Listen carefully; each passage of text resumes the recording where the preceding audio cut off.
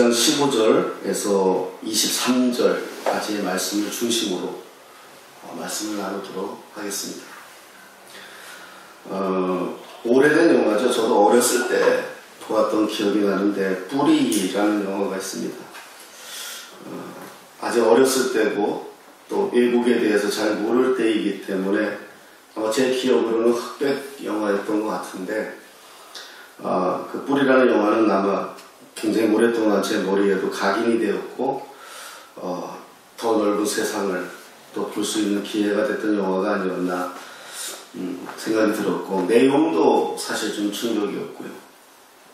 영화의 내용은 아프리카 흑인들이 상인들에 의해서 잡혀서 아메리카 대륙으로 와서 노예로 사는 삶을 그린 영화이죠. 그런데 그 흑인들을 잡아온 사람들이 유럽 사람들이죠. 우리가 알고 있는 분들도 그리스도인들도 유명한 분들도 또 나중에 그런 부분을 회개하고 또 뭐 찬양으로 만들어내기도 하고 했죠. 그런데 그 당시에는 그분들이 당연하게 여겼습니다. 흑인들을 노예로 삼아서 반인격적으로 이들을 대하는 상황인데도 그것을 죄의식을 느끼지 못했습니다. 왜냐하면 성경에 노예, 종 이런 내용들이 나온단 말입니다. 그렇기 때문에 그들에게 노예나 종 이런 것들을 하나님이 허락하셨다, 이런 생각들을 가지고 있었습니다. 그러니까 어떻게 보면 필요한 것만 끄집어냈죠. 그런데 사실 조금만 더 관심을 갖고 성경을 찾아보면 종이었던 자들이 노예였던 자들을 어떻게 대하여야 되는지, 그들이 어떻게 자유인이 되는지, 그리고 또 그들이 어떻게 교회 공동체 안에서 우리가 한 형제요, 한 자매요 라고 하면서 살아가야 되는지를 많은 성경에서 이야기하고 있지만 그 부분은 인식하지 않고 그런 제도에 대해서만 가졌기 때문에 그런 역사의 아픔이 있었다라고 볼 수 있습니다. 성경에서 말하는 종, 이게 이제 둘로스라는 말인데 종이라는 말도 맞고 노예라는 말도 맞습니다. 하지만 이들을 대하는 태도, 아프리카 흑인들을 팔던 그 사람들이 가지고 있는 이해는 인식은 성경에서 말하는 것과 다르다라는 걸 볼 수 있죠. 성경이 기록되는 2000년 전에 분명한 것은 종들이 있었습니다. 이들은 경제적으로나 전쟁에서 포로로 끌려와서 종이 된 사람들입니다. 그래서 종이라는, 노예라는 제도가 있었습니다. 그러나 그리스도 안에서 형제와 자매가 된다면 이들을 형제로 대하라는 것이 바울이 전하는 그리스도 안에서의 사랑의 정신이었습니다. 얼마나 또 이것들이 이루어졌냐 하면 교회 안에 종과 상전이 함께 한 공동체가 되자 이게 문제가 발생하죠. 격이 없이 대하게 되고, 집으로 돌아가면 종인데 교회에 오면 형제요 자매가 되니까 이게 이제 문제가 심각했던 겁니다. 그래서 바울은 뭐라고까지 이야기합니까? 상전을 상전답게 대하라. 우리가 그리스도 예수 안에서 한 형제요 한 자매이지만 세상이 정하는 법, 룰은 우리가 지켜줘야 된다. 그래서 그런 어떤 질서를 또 이야기했던 내용들을 또 볼 수가 있습니다. 바울은 그런 의미에서 우리 모두가 그걸 가지고, 그 종이라는 제도를 가지고 우리에게 지금 로마서 16장에서 얘기하고 싶어하는 게 있습니다. 그게 뭐냐 하면 우리 모두는 그리스도의 종이다, 이렇게 이야기하는 거죠. 다만 스스로 종이 된 사람들이다, 이게 다르죠. 세상의 종들은 돈이 없어서, 힘이 없어서 그래서 잡혀가서 종이 된 사람들이지만, 우리가 그리스도의 종이라는 우리는 스스로 종이 되기로 작정한 사람들이다. 그래서 세상이 주는 자유를 우리는 스스로 박탈하겠다. 내가 가지고 세상에서 살 수 있는 자유를 박탈하겠다. 그것만큼 나는 더 주님을 섬기겠다. 이게 이제 바울이 이야기하는 그리스도의 종에 대한 정의였습니다. 예수 안에서의 자유가 소중하고 주 안에서 오는 자유를 위해서라면 자기는 세상이 주는 모든 권리를 스스로 박탈당하겠다. 이게 이제 바울이 말하는 종의 내용이었습니다. 여러분, 이게 예수 믿는 거죠. 그리스도의 종은 그리스도를 위하여 자신의 자유를 포기한 사람들입니다. 삶에서 내 삶의 주인이 예수님으로 인정되고 그분에게 순종하겠다라고 말하는 사람들이 그리스도인이라는 겁니다. 오늘 본문에서 다 읽지는 않았지만 15절에서 23절까지의 내용인데 여기서 가장 많이 나오는 단어가 순종이라는 단어입니다. 당시의 순종은 포로나 노예나 종들이 했던 겁니다. 그래서 우리가 그 의미를 잘 이해해야 돼요. 당시의 종들은 순종이 당연한 겁니다. 그러나 자유를 가지고 있는 사람들은 순종이 그렇게 중요하지 않습니다. 순종할 이유도 없고요. 왜냐하면 그 당시의 사람들에게 있어서 가장 소중히 여겼던 게 뭐냐면 명예입니다. 명예. 특히 중동 사람들은 명예에 되게 아주 중요시합니다. 그래서 있을 수 없는 일이지만 지금도 벌어지고 있는 일이 무엇입니까? 자기 여동생이 표현하기도 그렇지만 강간을 당했다. 그러면 이게 정상적인 사고라면 이걸 얼마나 아프고 그 아이를 어떻게 보담해야 되고 여기에 더 깊이 생각해야 되는데 이들은 심지어 어떻게까지 합니까? 그냥 죽여버립니다. 자기 동생인데도. 자기 가문의 명예를 훼손했다는 겁니다. 이게 실제 21세기 지금도 일어나는 일들입니다. 그래서 중동 지역은 명예가 굉장히 강합니다. 그래서 2000년 전에, 지금도 그렇다면 2000년 전에 이 사람들에게는 명예는 얼마나 중요했겠습니까? 명예를 위해서라면 사람을 죽일 수도 있었고 자기를 죽일 수도 있었던 그런 시대였어요. 그렇기 때문에 순종이라는 것은 종들에게나 있는 거지 정상적인 사람에게는 순종의 이유가 없습니다. 자기 의지대로 살아가는 거죠. 그러니까 이런 내막을 이해를 하면 이 당시에 순종이라는 말과 왜 바울이 종을 비유해서 이 이야기를 하고 싶어 하는지를 우리가 알 수가 있는 것입니다. 그래서 그리스도인들은 내 명예보다 그리스도의 명예를 더 높이는 게 순종입니다. 당시 일반 사람들은 자기의 명예, 가문의 명예, 여기에 더 중요하게 여기고 그것을 위해서라면 무슨 짓도 할 수 있었지만 바울은 그것을 배설물 같이 여기겠다는 겁니다. 그래서 이제는 내가 그리스도의 명예를 위해서라면 나는 이러한 자가 되겠다. 이게 순종입니다. 그러면 어떻게 순종할 수 있고 왜 순종해야 되는지를 바울이 이야기하는데 그게 이제 14절, 15절 말씀입니다.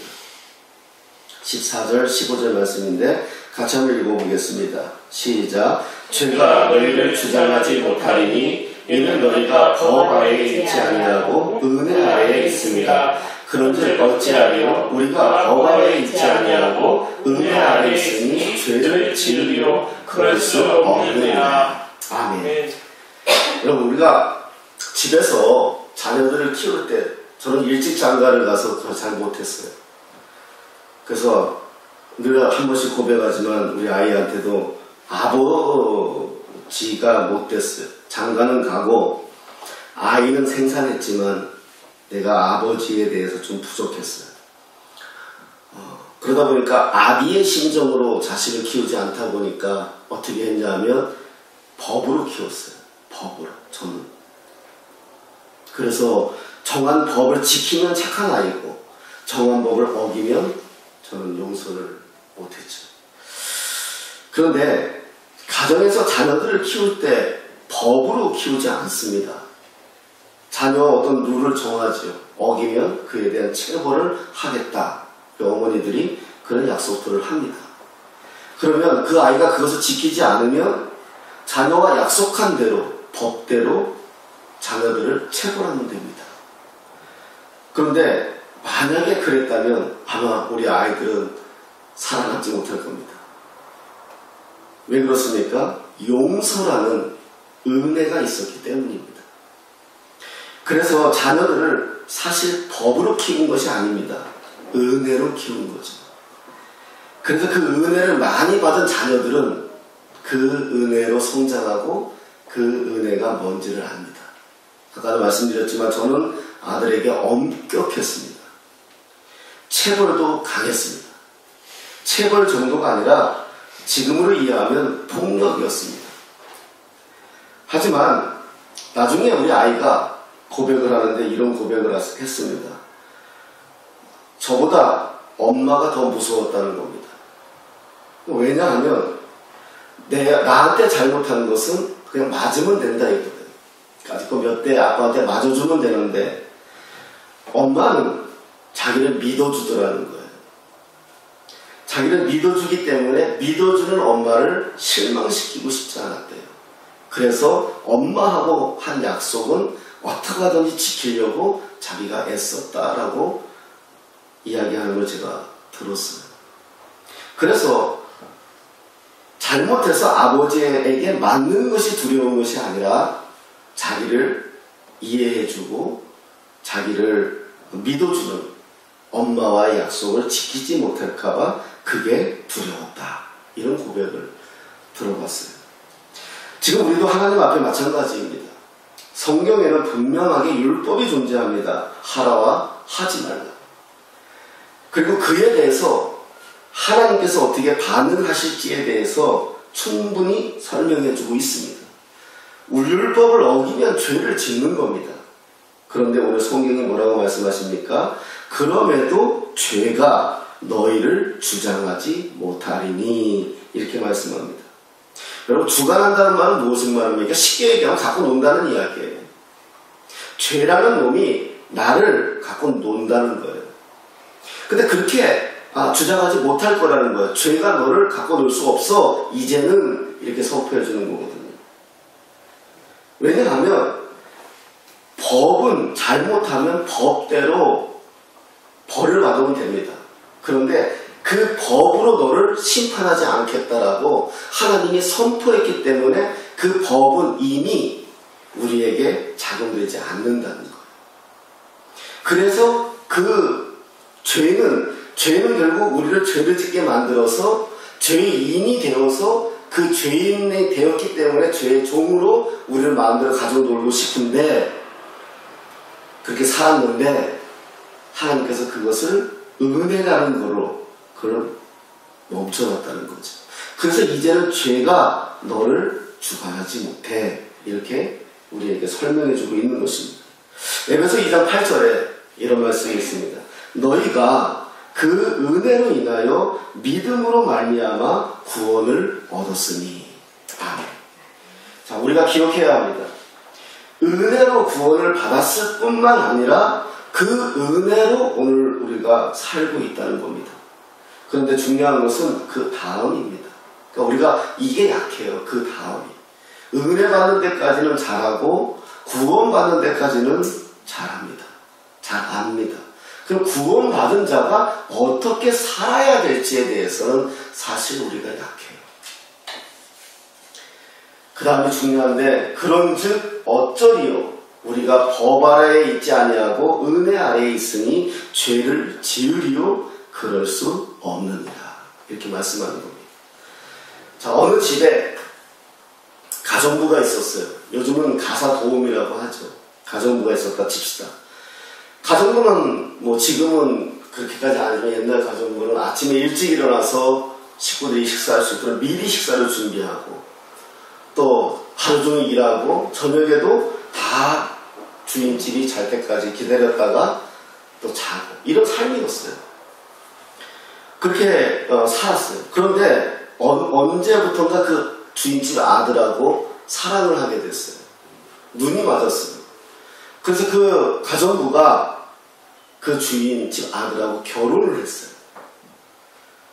그런데 가사 도우미 때나 며느리가 된 지금이나 자기가 하는 일은 별반 다를 일이 없어요. 아침에 일찍 일어나서 시부모를 모셔야 되고 식사를 준비해야 되고 또 하루 종일 청소해야 되고, 저녁에 또 남편을 맞이해야 되고, 어른들 주무시는 거 다 봐야 되고, 이런 삶이었어요. 그런데 뭐가 달라졌죠? 처음에는 가정부로 있을 때는 일하는 동기가 돈이었습니다. 그런데 이제는 무엇으로 바뀌었습니까? 사랑으로 바뀐 거예요. 하는 일은 똑같은데, 그런데 내 마음은 달라진 거예요. 이제는 사랑으로 하는 거예요. 자, 20절에 이런 말씀이 있습니다. 너희가 죄의 종이 되었을 때에는 의에 대하여 자유로웠느니라. 아멘. 이게 좀 어렵게 번역을 했는데요. 쉽게 말하면 이런 거예요. 죄의 종 노릇하면 의를 이룰 수 없어. 이렇게 말하는 거예요. 자, 도박하는 사람을 한번 생각해 봅시다. 도박하는 사람이 사람들에게 어떻게 소리를 듣습니까? 도박꾼이라고 소리를 들어요. 도박꾼. 그런데 이 사람이 언젠가부터 자기를 도박꾼이라고 하는 소리가 듣기 싫어서 도박꾼이라는 소리를 듣기 싫으면 어떻게 해야 됩니까? 도박 안 하면 돼요. 그럼 그 다음부터 사람들이 그 사람을 도박꾼이라고 말 안 해요. 나는 도박꾼이라는 사람을 듣기 싫으면서도 어쩔 수 없이 계속 도박하고 있으면 사람들은 나를 계속해서 도박꾼이라고 말할 거예요. 그런 겁니다. 우리가 죄인이라는 소리를 듣기 싫어요. 그럼 죄인이라는 소리를 듣지 않으려면 어떻게 해야 됩니까? 죄에 안 지면 되는 거예요. 죄에 안 지면 죄인이 아니에요. 그런데 죄인이라는 소리를 듣기 싫으면서 내가 여전히 죄를 짓고 있다면 그럼 내가 아무리 내가 아니라고 우겨도 나는 사람들에게 죄인인 겁니다. 그러면 죄에서 자유할 수 있는 건 뭡니까? 죄에 안 지면 돼요. 여기 이제 문제가 생기는 거예요. 그게 이제 17절, 18절 말씀입니다. 우리 17절, 18절 말씀 같이 한번 읽어보겠습니다.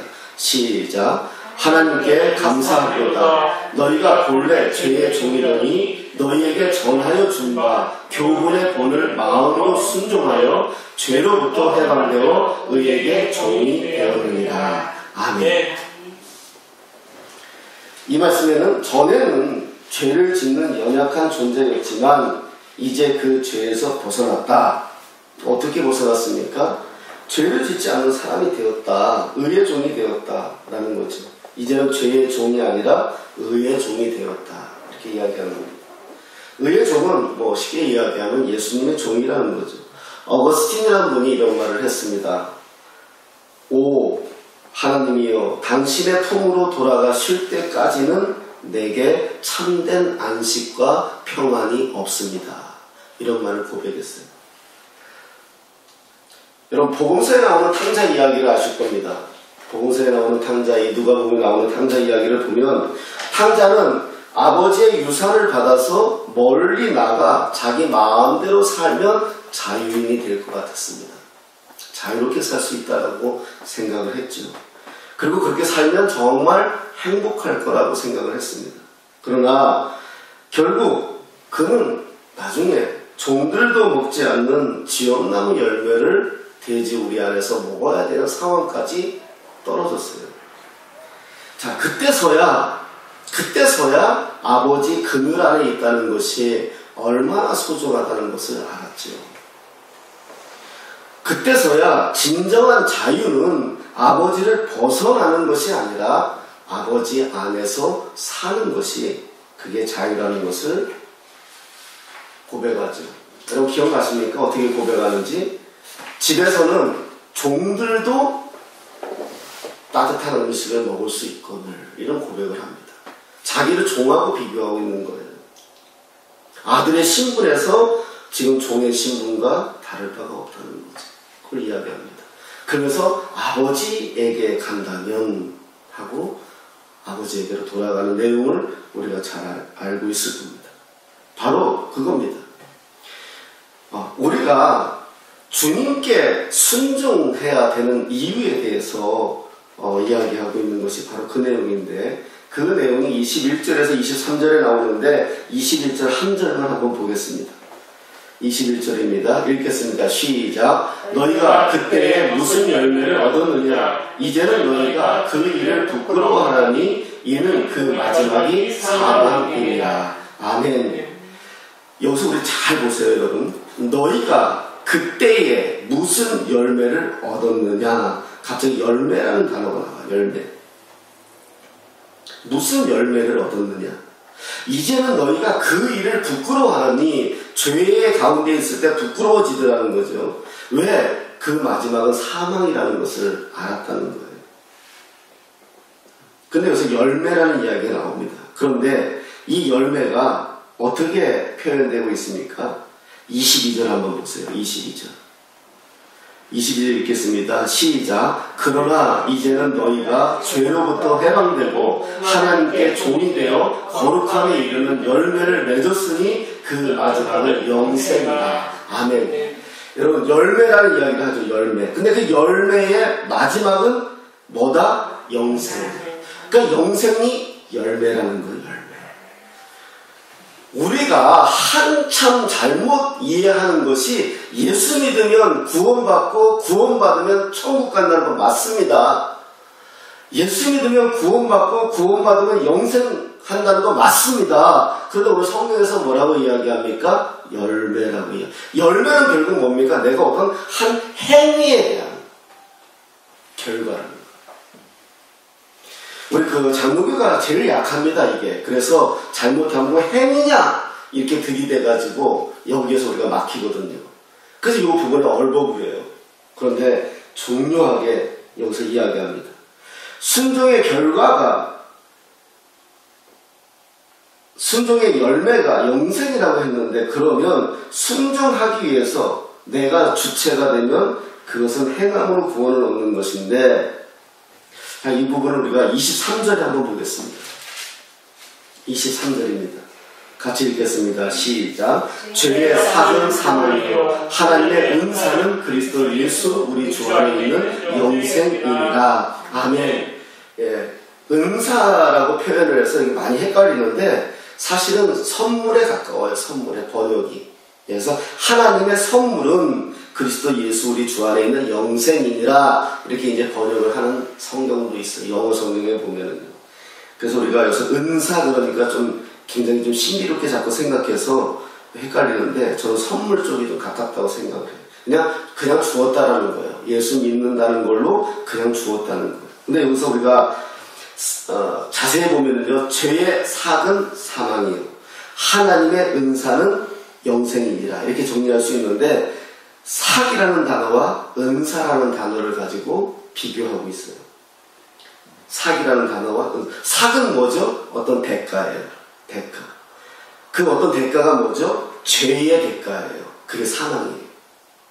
그래서 우리가 죄 안에 살면 그 대가가 사망이라는 거예요. 그런데 영생은 하나님의 은사라는 거예요. 이건 대가가 아니에요. 그건 뭐죠? 선물이에요. 근데 그 선물이 뭐죠? 예수님 안에 있을 때 이렇게 되는 거예요. 그래서 열매는 우리가 복음서에서 알 수 있지만은 우리가 그런 표현을 우리가 뭐 가지니 뭐 예수님 그 표현을 우리가 하잖아요. 우리가 예수님에 붙어 있는 가지다 이렇게 표현하잖아요. 그러니까 여기서 지금 이야기하고 싶은 거는 뭐냐 하면 바로 그걸 이야기하는 거예요. 하나님의 선물은 그리스도 예수 우리 주 안에 있는 영생이 열매인데, 그 열매는 어떻게 얻을 수 있느냐? 주님 안에 있을 때. 죄의 삭은 뭐냐? 내가 죄 지면 사망인데 그건 내가 행위잖아요. 그런데 이것도 행위는 맞아요. 근데 어떤 행위? 예수님 안에 있는 거. 그것을 이야기하는 거죠. 그래서 어떻게 설명하고 있습니까? 죄의 종, 의의 종, 이렇게 설명하고 있는 겁니다. 죄의 종으로 있으면 결국은 사망이다. 의의 종으로 있으면 거기에서 얻어지는 열매가 곧 영생이다.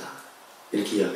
그래서 우리가 예수 천국 불신 지옥, 우리가 과거에 그런 전도를 많이 했어요. 맞아요. 근데 그러다 보니까 이 중간에 삶이 뭉뚱그리 없어진 거예요. 그냥 예수 천국, 불신하면 지옥 간다. 이래가지고 예수만 믿으면 천국 가는 맞는 말인데 거기에 예수 믿고 어떻게 살아야 될지에 대해서는 우리가 약해져 있다는 거.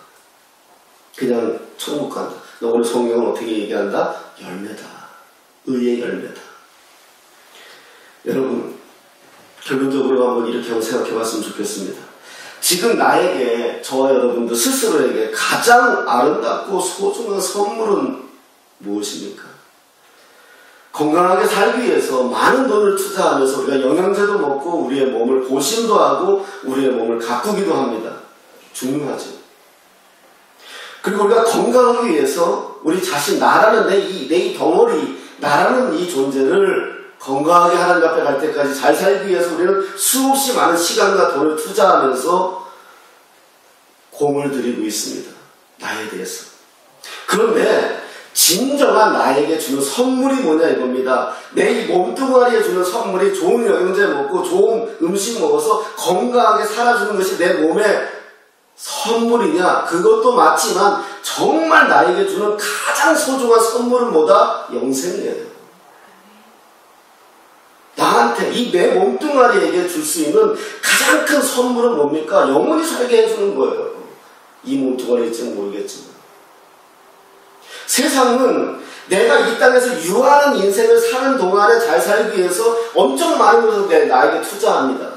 많은 거 먹고요, 많은 거 누리고요, 건강하기 위해서 우리 얼마나 이 몸뚱아리에 투자하는지 모릅니다. 맞습니다.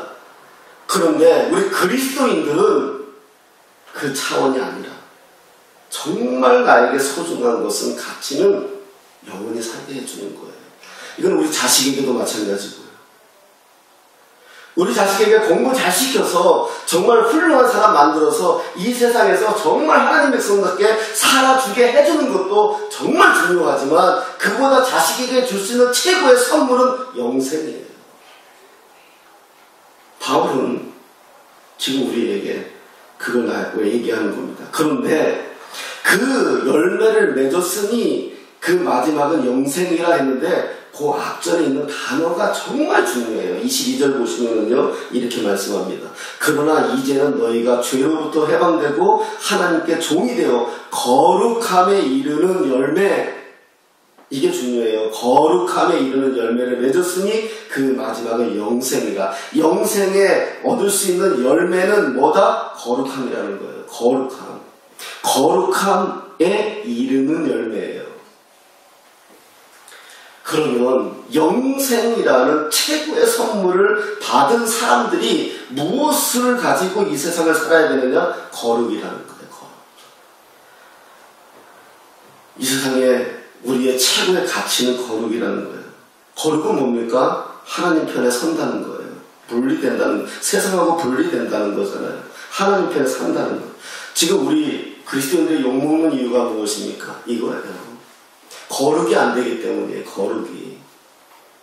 예수 믿으면 천국 가고, 예수 믿으면 구원받고, 예수 믿으면 영생한다고 얘기해요. 맞아요. 그런데 그러한 열매를 얻기 위한 거룩이 우리에게 상실됐다는 거예요. 세상 사람들이 볼 때는 똑같다는 거예요.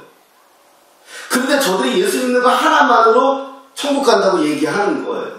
우린 그게 맞는데 세상 사람들이 볼 때는 믿을 수가 없다는 거예요. 이게 다른 거예요.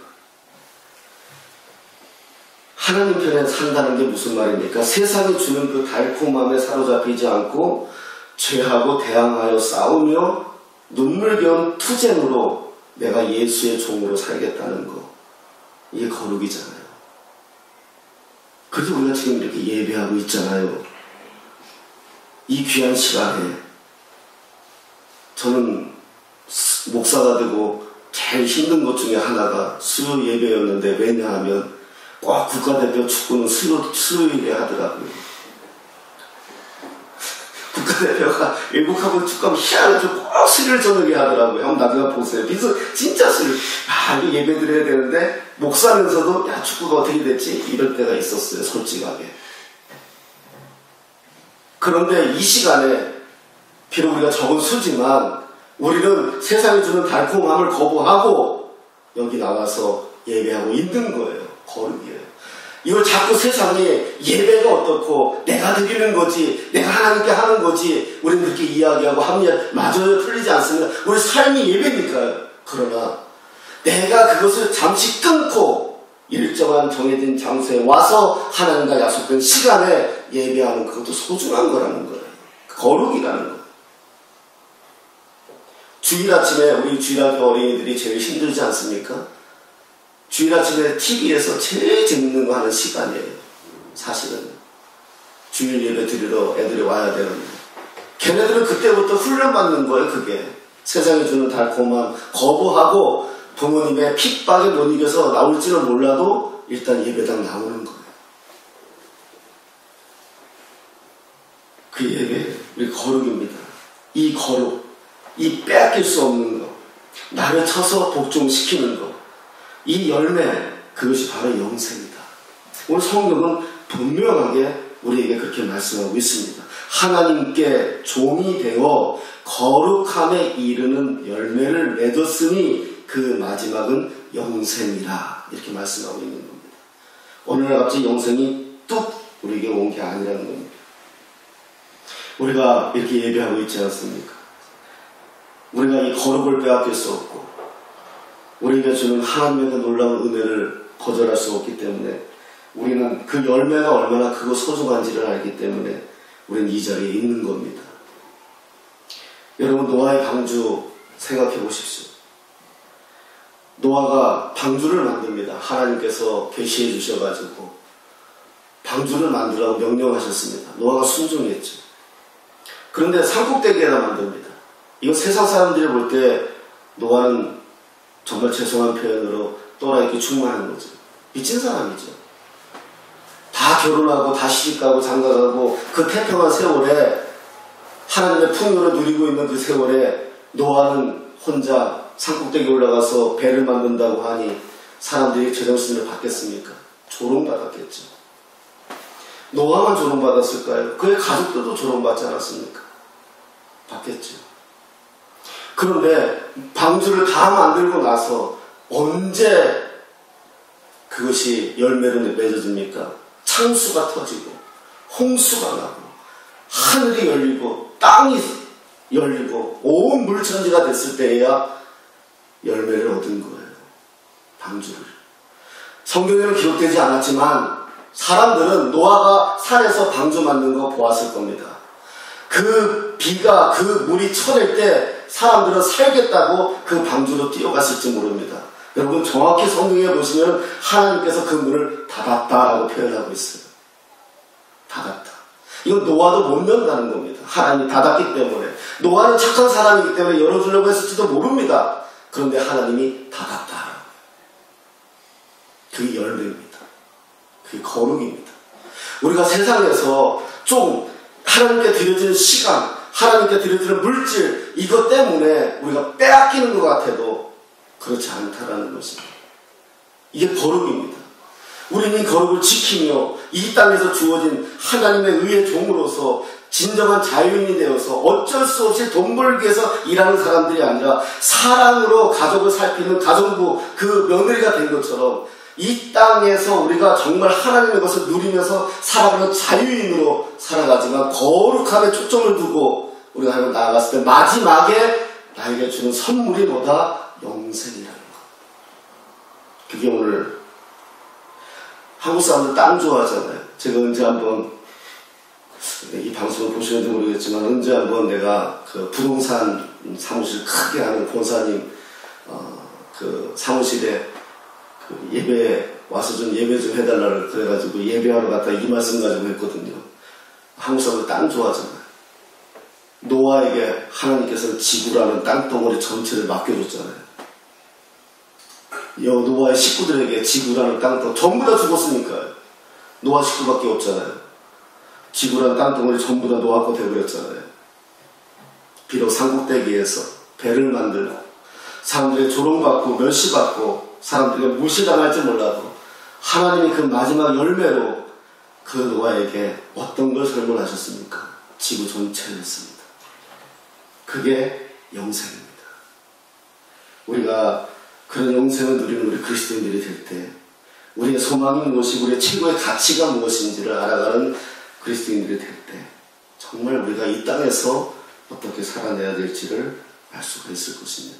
죄에 종되지 마시고 세상 먹고 사는 것에 종되지 마시고 하나님의 그 의, 정말 그 당시에 순종은 노예들이나 하는 것, 남 앞에서 머리 숙이고 남 앞에서 살아가는 건 노예들이나 종들이나 하는 그런 최고의 가치 없는 그 단어인 순종이 내가 최고의 사람이 되었음에도 불구하고 스스로 그 순종할 수 있는 하나님의 사람이 될 수 있는 그 패러다임이 바뀐 것, 그게 바울은 스스로 얘기하지 않습니까?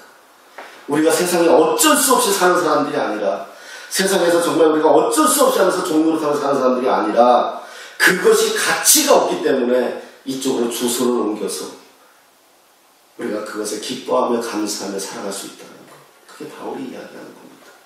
우리 그리스도인들이, 우리 성도들이 우리가 이러한 자유를 얻고 이러한 능력을 얻고 이러한 권세를 가지고 이 세상에서 많은 열매를 맺고 영생을 소유하며 우리에게 주어진 모든 자리 안에서 최선을 다하는 저와 여러분 되시기를 예수님의 이름으로 축복합니다.